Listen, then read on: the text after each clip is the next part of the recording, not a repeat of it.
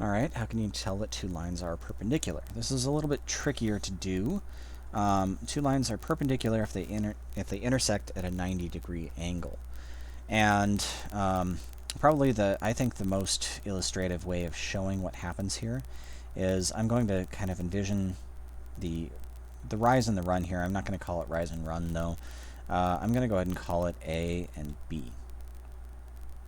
So if I was to rotate about the point of intersection of these two lines 90 degrees, I should land directly on this other line, and I'm just going to pick up this A and B part and go with it.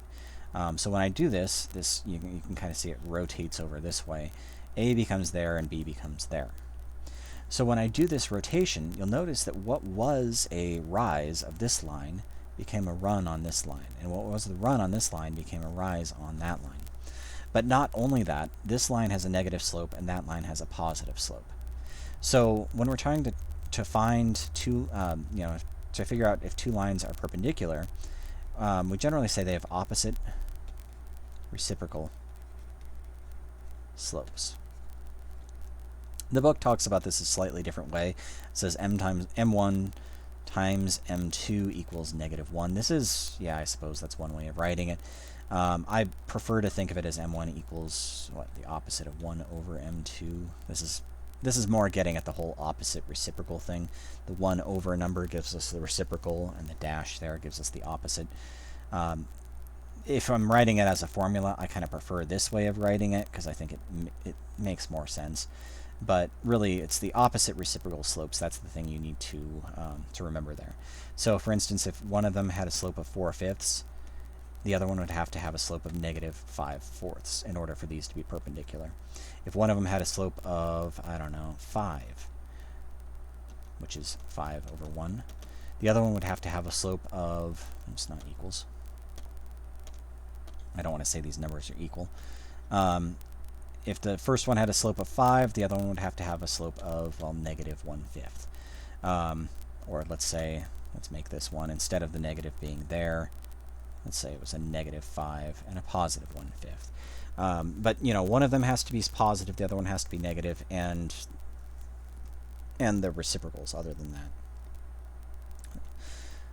Alright, so if I wanted to find the equation of the line perpendicular to 2x plus y equals 3, oh, actually, I guess there's one more example that I wanted to do up here. If we have a slope of 1, then I flip that upside down, I get a slope of 1, and I would just have to make it the opposite. So a slope of +1 and a slope of -1 would be perpendicular as well, and that actually kind of makes sense when you think about it. They're both going at kind of 45-degree angle to the axes. Alright, so moving on. Find the equation of the line perpendicular to this equation that contains this point. Graph both lines. Again, I want to start off by dividing my workspace into L1 and L2 so I don't get things mixed up. This part right here goes firmly into L1. It goes 2x plus y equals 3. And the only thing I really care about this is whatever its slope is. So I'm going to figure out its slope by subtracting 2x from both sides. Y equals -2x plus 3. Therefore, its slope, the slope of the first line, which I'm calling M1, is -2. Okay, that means the slope of the second line, remember how we do the perpendicular slopes, I have to flip it upside down and negate it.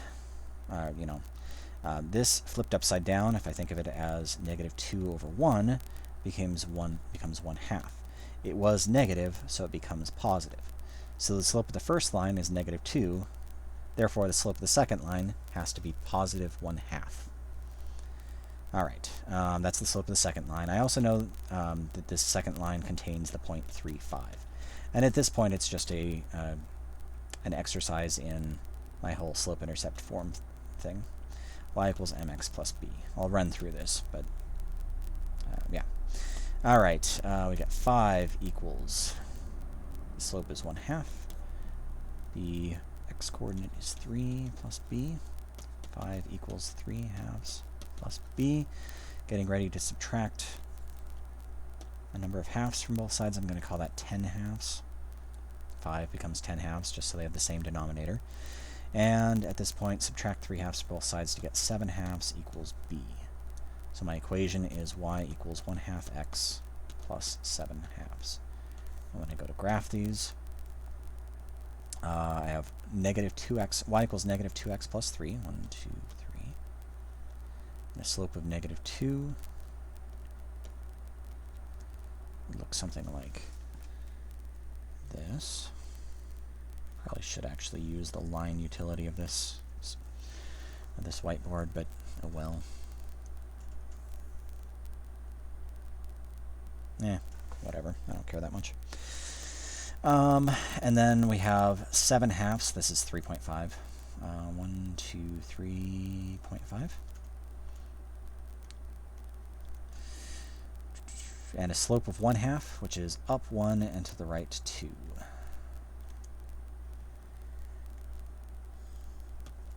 This is my L1. This is my L2.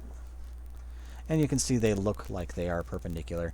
Not that them looking like they're perpendicular really means a whole heck of a lot, but it's kind of nice to see that.